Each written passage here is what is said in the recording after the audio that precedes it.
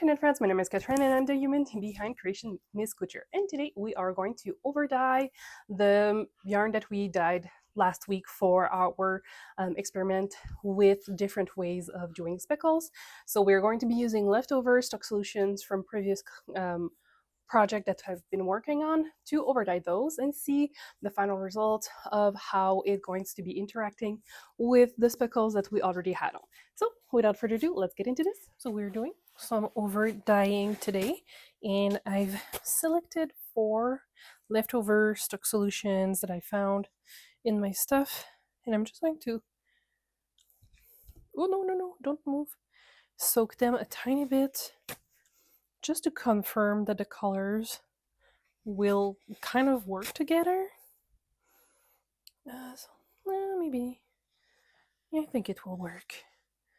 And this one. Okay, so we're going to be using those for leftovers stock solution, and we're going to be over dyeing the speckled yarn we did last week. So let's get into the pan. So I already added my citric acid here. So we have 1 teaspoon per skein of yarn of 100 gram, and we already have our 4 cups of tap water. I don't want to add too much water to it because we're going to be adding stock solutions, which is going to be adding liquid and volume to our pan. So we're going to start with this. I'm fairly, oh, there's still quite a bit of color down there. We might be ending up with more speckles. Is it supposed to be pink? I am very unsure because this looks red. I don't know. We're going to see in the end. So I'm just going to turn on the heat right now to get the things started.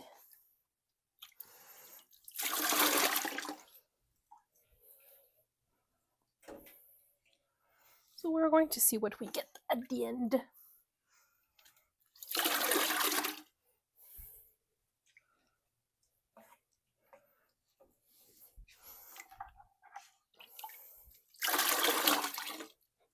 And I've personally never tried dyeing over speckles. Usually my speckling happens at the end. So I'm just curious to see how things are going to be reacting together.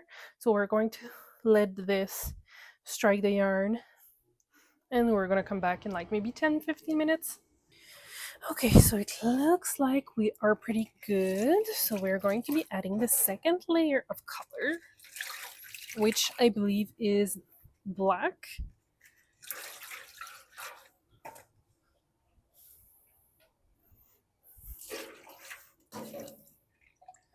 So there was still a hint of color into the water after I squeezed the excess water, well, excess liquid from the skein of yarn, which is normal. With red, they do have a tendency to take a little longer to properly strike our yarn. So I'm not exactly, cannot say that I'm surprised about that.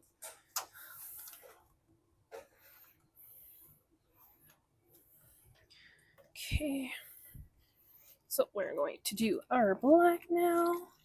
And on the side, I think it's going to be interesting.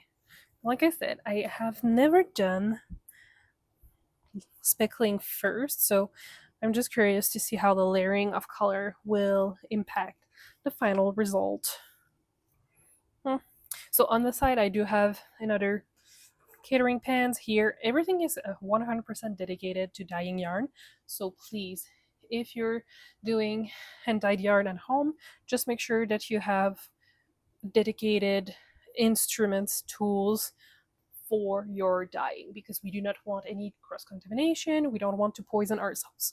Okay, so I'm going to let this sit for like another 5 to 10 minutes, and we're going to come back for the third. What do we look like? We are looking pretty clear. So we have like a hint of color. It's because there was still suspended like particles of the dye from the bottom of the jar. So those are just going, it's the gift that will keep on giving, basically. I think I'm going to do this one now. I don't know how much. Oh, this has split. Oh well. I don't know if it's the pigment from the dye I just put or if it's the true black, but there's a lot of particles in suspension in there. It's whatever. So let's get there. We might end up with more speckles than when we started. That's all I'm going to say. For now.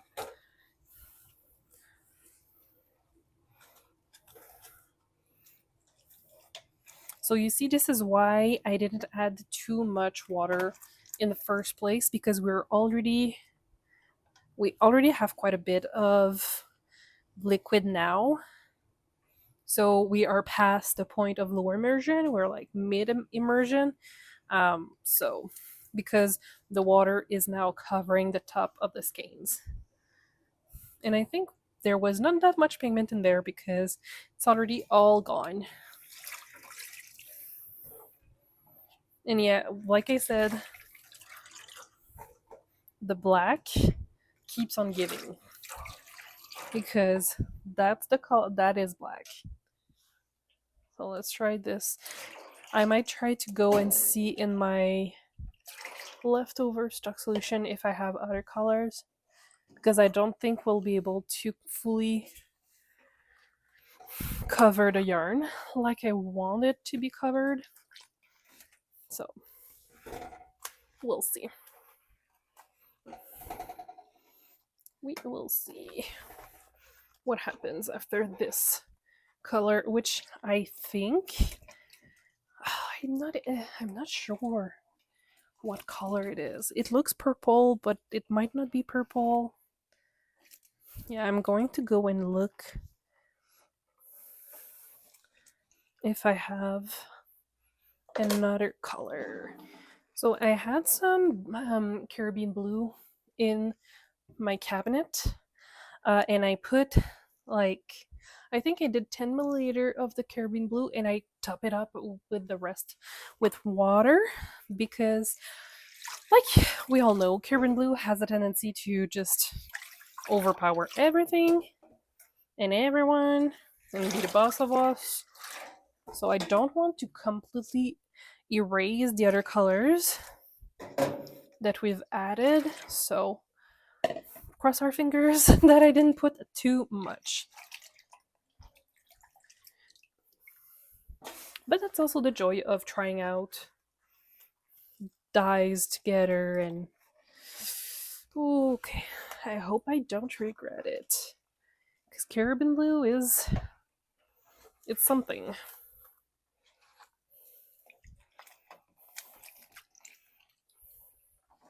Okay, I think we will have enough coverage. I'm not going to be adding any more color to it because, you know, we don't want to overpower everything.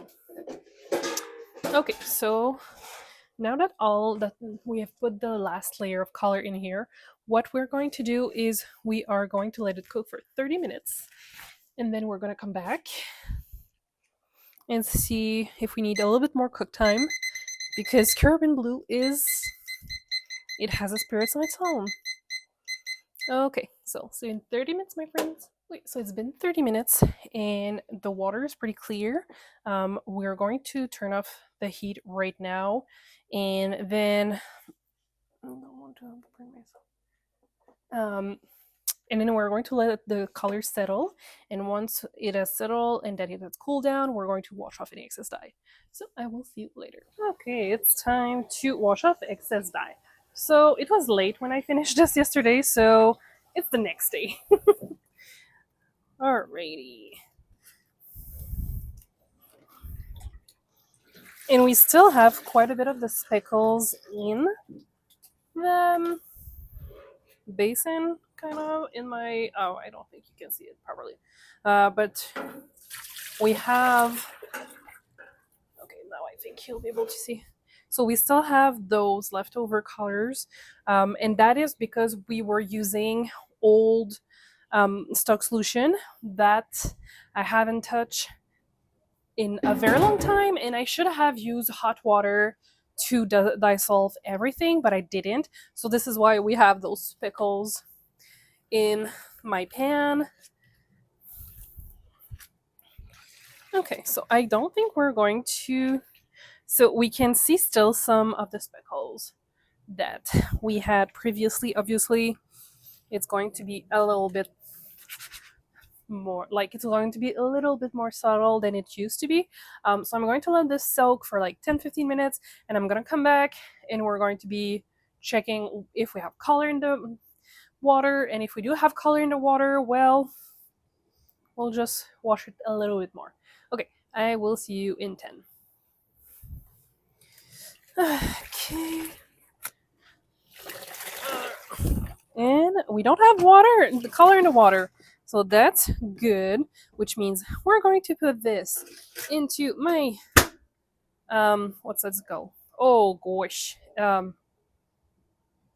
What is the name of my machine? I can't remember. It's going to remove all excess water, and we're going to let it dry overnight, and I will see you tomorrow for the final result. And here's the final result for overdying the speckled yarn we did earlier. As you can see, we still have a lot of the speckled alive.